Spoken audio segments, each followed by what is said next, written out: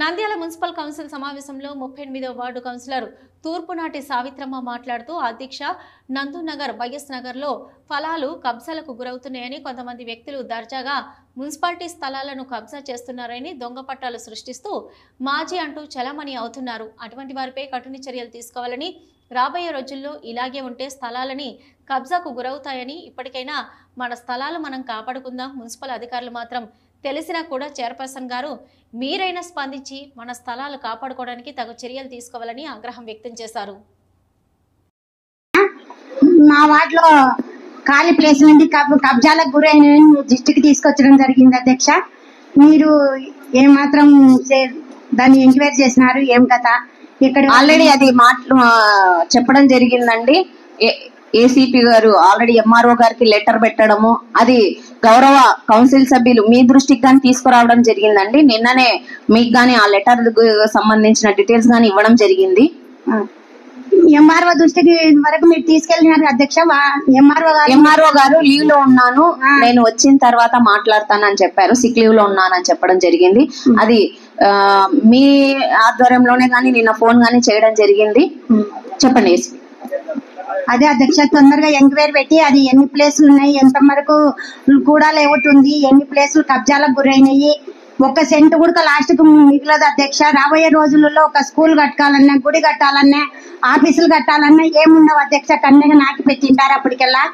ఒకసారి మీరు దృష్టిలో పెట్టుకొని దాన్ని ఖచ్చితంగా ఎంక్వైరీ చేసి మాకు ఏసీపీ ఇవ్వాలని మేము కోరుకుంటున్నాం. ఏసీపీ గారు రిప్లై ఇవ్వండి. దీనికి సంబంధించి గతంలో మనం మాట్లాడుకున్నప్పుడు వెంటనే ఆ ప్రాంతానికి వెళ్ళి వెరిఫై చేయడం జరిగింది మేడం. అక్కడ జరిగినప్పుడు అక్కడ కొన్ని షెడ్లు వేస్తున్నారు. ఆ షెడ్లు వేసిన కూడా ఏంటంటే టిడ్కో లేఅవుట్ దాటి అక్కడ ఉన్న వైఎస్ఆర్ నగర్ లేఅవుట్ దాటి కొద్దిగా ముందుకు వెళ్ళాక ఖాళీ స్థలం ఉంది. అది మన సర్వేయర్ గారు మేము అక్కడ ఉన్న ప్లానింగ్ సెక్రటరీ టీపీఎస్ తో పాటు వెళ్ళి చూస్తే ఆ బంక్ లో ఉన్న వాళ్ళు ఏమంటారంటే ఇదంతా కూడా లేఅవుట్ స్థలం కాదు, ఖాళీ స్థలము, దీనికి మాకు గవర్నమెంట్ వాళ్ళు పట్టాలు ఇచ్చారని చెప్పారు. సెంటర్ లో వైఎస్ నగర్ లో సెంటర్ లో కూడా ఉన్నాయి సార్. అదే మేడం, సెంటర్ లో కూడా సెటిల్ వేసినాయి, కూడా లేఅవుట్ లో కూడా సెటిల్ వేసినారు, మళ్ళీ ఓపెన్ ప్లేసులలో సెటిల్ వేసినారు.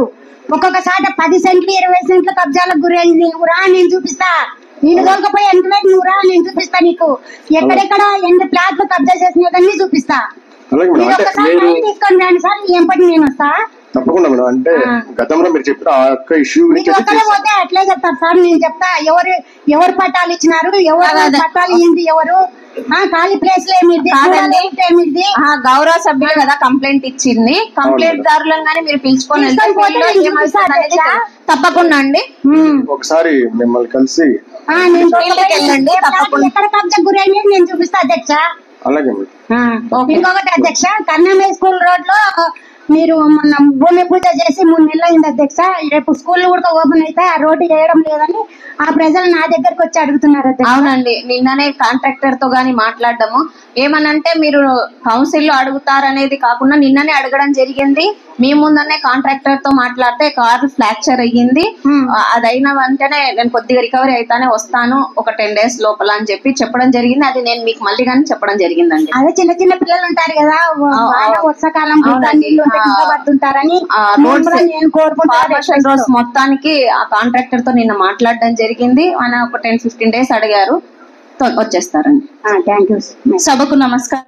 హలో, నంద్యాల న్యూస్ 10 మీ చుట్టూ జరిగే సంఘటనల్ని మా దృష్టికి తీసుకురావాలి అనుకుంటున్నారా? అయితే ఇంకా ఆలస్యం ఎందుకు? మా వాట్సాప్ నెంబర్ 9849700865కి సమాచారాన్ని ఎప్పటికప్పుడు పంపించండి. మా నంద్యాల న్యూస్ 10 ద్వారా మీ సమస్య పరిష్కరించుకోవడానికి ముందడుగు వేయండి.